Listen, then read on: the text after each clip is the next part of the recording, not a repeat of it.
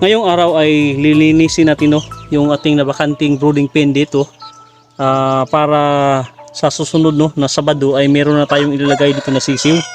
So ang SOP natin bago natin lagyan ng sisiw ay linisin muna natin yung kulungan, yung brooding pen, tapos i-disinfect para maiwasan natin yung mga sisiw na kalalagay natin na magkakasakit.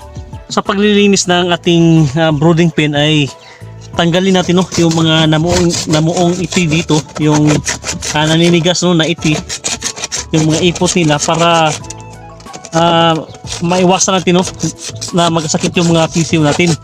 Dahil dito sa mga ipot ay nandito yung mga bakterya na naiipon sa mga previous na mga sisiw na nilagay natin dito.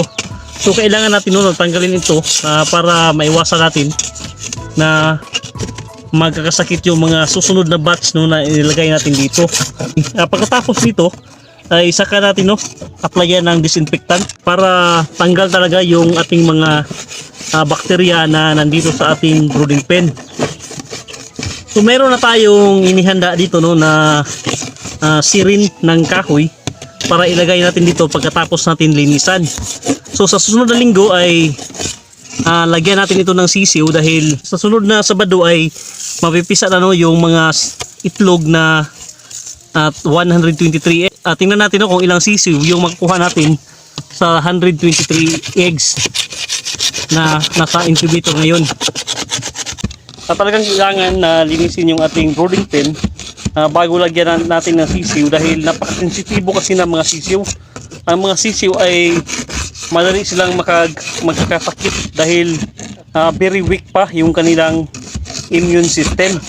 So kailangan natin itong linisin para matatanggal yung mga bakterya na nandito sa ating brooding pen at para maiwasan natin na magkasakit yung mga sisiw natin. Ngayong araw din ay ibinaba na natin yung ating unang batch ng mga pabo na napipisa natin. At sa batch na ito ay 5 piraso lang sila, 5 heads lang. At sa batch na ito ay isa lang yung hindi puti yung kulay. So dominant yung kulay puti dahil puti yung ating tandang yung lalaki natin na pabo. Bali 2 months na ang mga pabo ito pero hindi sila magkapareha sa laki. Mayroong isa dito na medyo maliit siya. Ito ay sanayin na rin sila sa lupa dahil ilalagay na natin sila sa range sa mga susunod na linggo. At ito naman yung pangalawang batch ng mga pabo natin. So bali 10 piraso ito So sa 10 piraso ay 3 lang din yung brown at saka 7 yung puti. So dominant talaga yung ating puti dito na pabo. Nangingibabaw yung phenotypic genes ng ating tandang na pabo. Meron din tayong kapipisa lang na mga sisiw ngayong araw. So ito sila bali 8 lahat yung kapipisa natin na mga sisiw na ng pabo.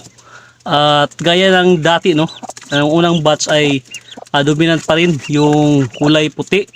So sa 8 sisiw ay meron itong 3 brown na mga sisiw na pabo at saka 5 yung puti na pabo. So dominant talaga yung puti na sisiw dahil yung tandang natin ay puti.